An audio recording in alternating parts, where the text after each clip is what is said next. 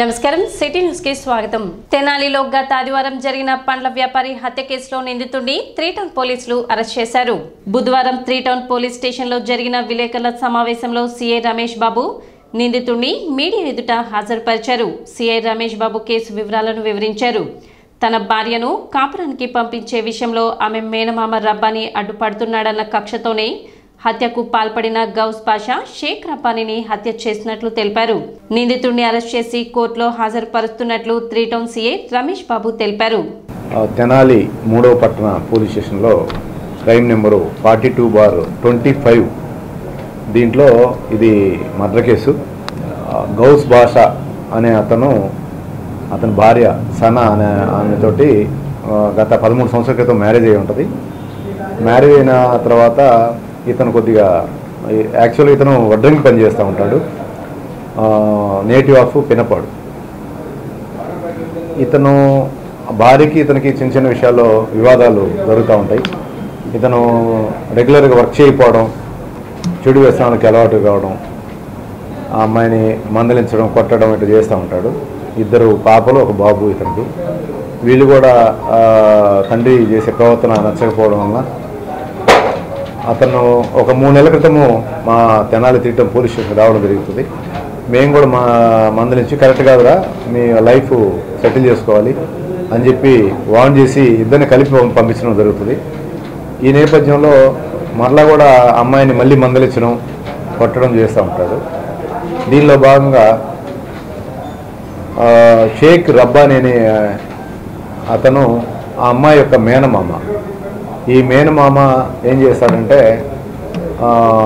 వీళ్ళిద్దరికీ నెగోషియేషన్ చేయడం, first time వచ్చినప్పుడు మా పోలీస్ స్టేషన్ రావడం, కలిపి పంపించడానికి ట్రై చేయడం చేస్తాడు.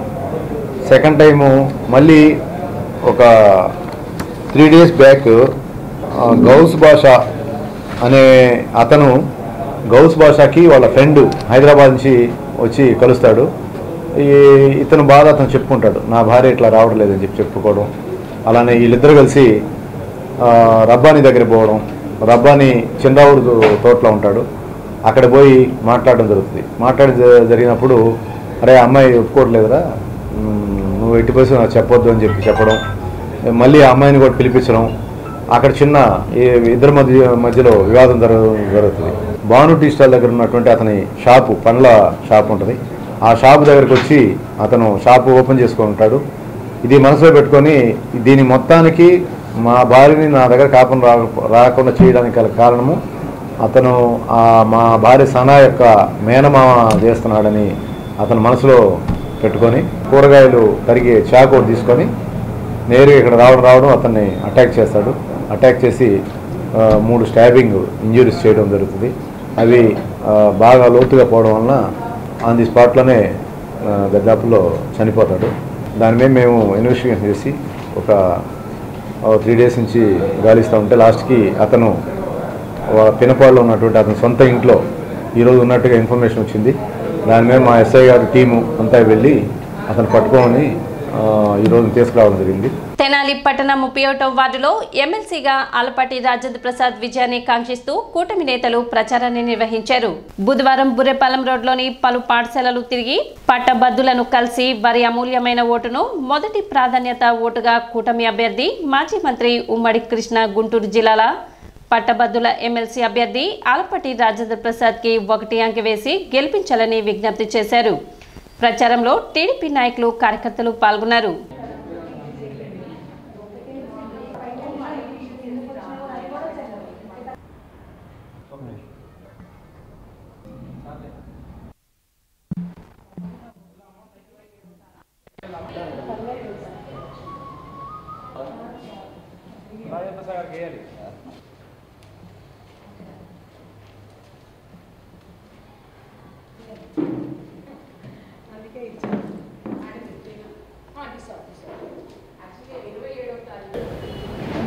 Less than the rickshaw puller sir. So చేస్తున్నటువంటి ఒకే ఒక సెక్షన్ వీళ్ళు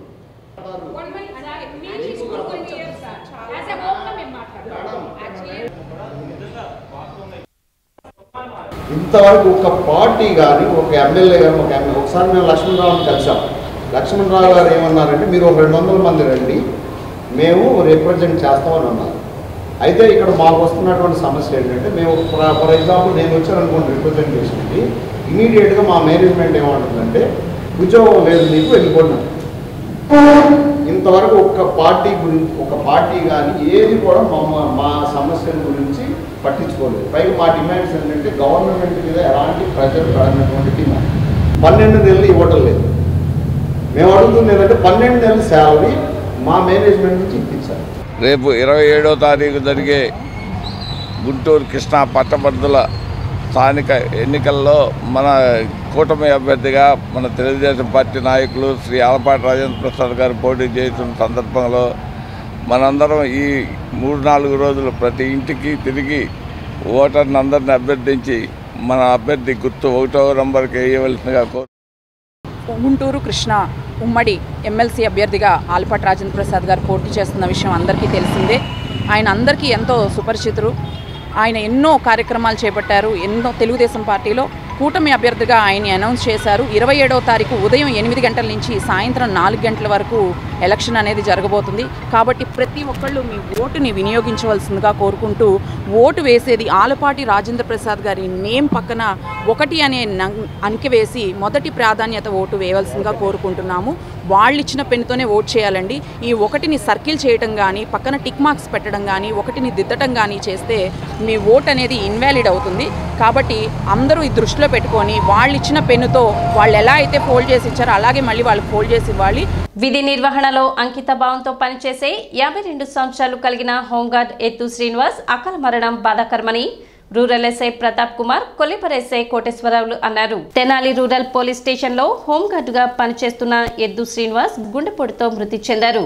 తెనాలిలోని పాండురంగపేటలో శ్రీనివాస్ ఇంటి వద్ద ఆయన మృతదేహాన్ని rural SI Pratap Kumar, Kollipara SI Koteswararao, పలువురు పోలీస్ సిబ్బంది కలిసి సందర్శించి పూలమాలలతో నివాళులు అర్పించారు.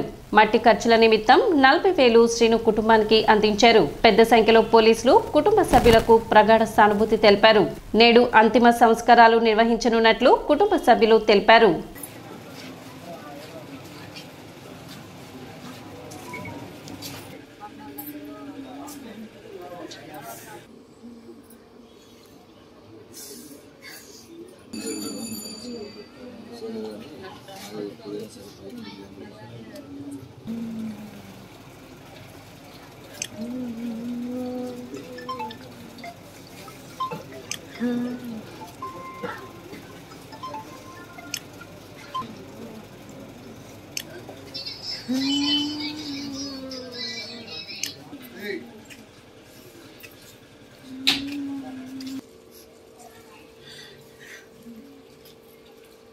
చాలా విషాదకరమైన వార్త వినాల్సి వచ్చింది. మా తోటి హోంగార్డ్గా చేస్తూ మా స్నేహితుడు ఎద్దు శ్రీనివాస్ సడన్ గా స్ట్రోక్ వచ్చిందనే విషయం వినేసరికి మాకు ఏం మాట్లాడాలో అర్థం కాని పరిస్థితి వచ్చింది. ఎలాంటి అనారోగ్యం లేకుండా సడన్ గా స్ట్రోక్ రావటం, అతను మరణించాడనే వార్త వినగానే మేము జీర్ణించుకోలేకపోయాం. డ్యూటీ పరంగా ఏ డ్యూటీ అయినా సరే ఎక్కడో కూడా వెనకాడకుండా ఎనీ టైం అన్నిటికీ ముందుండి డ్యూటీల విషయాల్లో కానీ, బందోబస్తుల విషయాల్లో కానీ అన్ని ముందుంటాడు. దేనికైనా సరే మంచికి మారుపేరుగా ఉండే శ్రీనివాస్ మాకు అన్ని విధాల మంచి కానీ ఏదైనా సలహాలు ఇస్తూ, ఫ్యామిలీ విషయాల్లో కానీ, డ్యూటీల పరంగా కానీ అన్నిటికీ సలహాలు సూచనలు ఇస్తూ మా వెన్నంటి ఉండేవాడు. గత 3 సంవత్సరాల నుంచి తెనాలి తాలూకా పోలీస్ స్టేషన్ లో వచ్చి ఉన్నాను. హోంగార్డు సీనన్నాను, నేను చనిపోయిన వ్యక్తి సీనన్నాను నేను కలిసి బీట్లు కానీ, స్టేషన్ వాచ్ కానీ, సపోర్ట్ కానీ ఎట్లాగైనా సరే ఆయన నేను కలిసి బాగా అన్నాదమ్ములుగా ఉన్నాను. అతను కోల్పోయాడని కానీ, అతను మా దగ్గర నుంచి వెళ్ళిపోయాడు అనే వ్యక్తి చాలా బాధగా ఉంది. ఒక అన్నయ్య నాకు కోల్పోయాడని చాలా బాధపడుతున్నాను. నాకు చాలా దుఃఖంగా, చాలా బాధగా ఉంది. ఈ విషయం తెలియగానే చాలా ఇదిగా ఉంది. చెప్పుకోవాలంటే అతను నాకు సోదరుడు అని అనుకుంటున్నాను.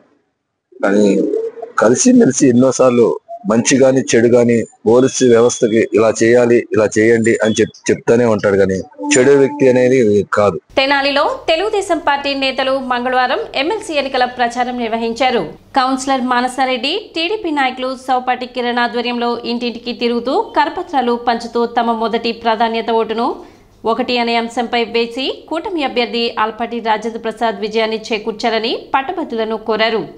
కార్యక్రమంలో కూటమి నేతలు పాల్గొన్నారు.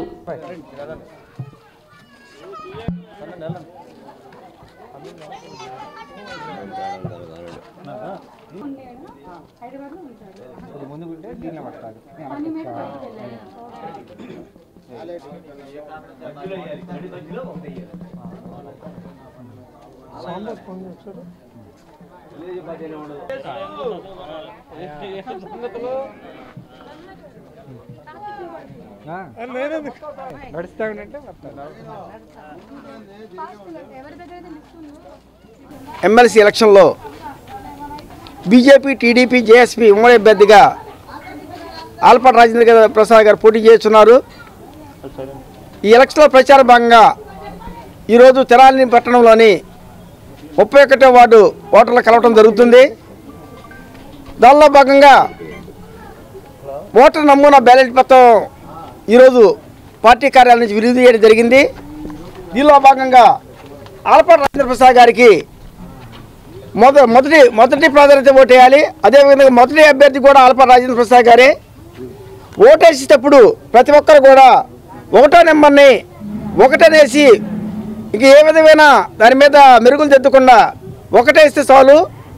ఆ ఒకటేసిన దానికే వాల్యూడ్ అయింది. మిగిలిన ఏం చేసినా కూడా దాన్ని రౌండ్ చుట్టినా దాన్ని పైకి కిందకి ఏదన్నా ఏరో మార్కులు వేసినా కూడా ఆ ఓటు ఇన్వాలిడ్ కింద వెళ్ళింది. కాబట్టి ఓటర్ మహాశయులందరూ కూడా గుర్తుపెట్టుకుని 1వ ర్యాంక్ని ఆ బాక్సుల వరకే పైన కింద ఎక్కడ కాలంలో కలియకుండా ఒకటే వేయాలని మేము మనవి చేస్తున్నాం. ఆయన ఆ కష్టాన్ని వదలలేదు, ఎంతో కష్టపడ్డారు, క్యాడర్తో బాగా శ్రమించారు. కాబట్టి ఇంత భారీ మెజార్టీ, ఒక 40,000+ మెజార్టీతో తెనాలిలో మనకి ఉమ్మడి పార్టీ గెలవటం జరిగింది. కనుక ఈసారి ఇప్పుడు ఆయన ఈ గ్రాడ్యుయేట్ ఎమ్మెల్సీకి ఆయన ఉంచున్నారు. కాబట్టి మనమందరం ఉమ్మడి పార్టీస్ బీజేపీ కానీ, టీడీపీ కానీ, అలానే జనసేన కానీ అందరూ కలిసి ఆల్పాటి రాజేంద్ర ప్రసాద్ గారిని అంతే భారీ మెజార్టీతో గెలిపించాలని బాధ్యత ప్రతి ఒక్కరిలో ఉంది. అది అందరూ కష్టపడి చేయాలి. ఆయన ఒక విజయంతో ఆయన తెనాల్లో మనం అందరూ స్వాగతం చేయాలని నేను మనస్ఫూర్తిగా కోరుకుంటున్నాను. స్థానిక రామలింగేశ్వరపేట రాజుల కాలనీలో ఓ వ్యక్తి బాత్రూంలో పడి మృతి చెందారు. స్థానికులు తెలిపిన సమాచారం మేరకు రాజుల కాలనీలో సొంత ఇంటిలో ఒంటరిగా నివసిస్తున్న దామర్ల సూర్యప్రకాష్ బాత్రూంలో పడి చనిపోయారు. కొద్ది రోజులుగా బాత్రూం నుంచి దుర్వాసన వస్తుండటంతో అనుమానించిన ఇంటి ప్రక్కన నివాసం ఉంటున్న వారు వెళ్లి పరిశీలించగా సూర్యప్రకాష్ మృతి చెంది ఉండడం గుర్తించారు. మృతిని భార్య, కుటుంబ సభ్యులు వివాదాల కారణంతో ఇతర ప్రాంతాల్లో నివాసం ఉంటున్నట్లు స్థానికులు తెలిపారు. సిటీ న్యూస్ ఇంతటితో సమాప్తం. నమస్కారం.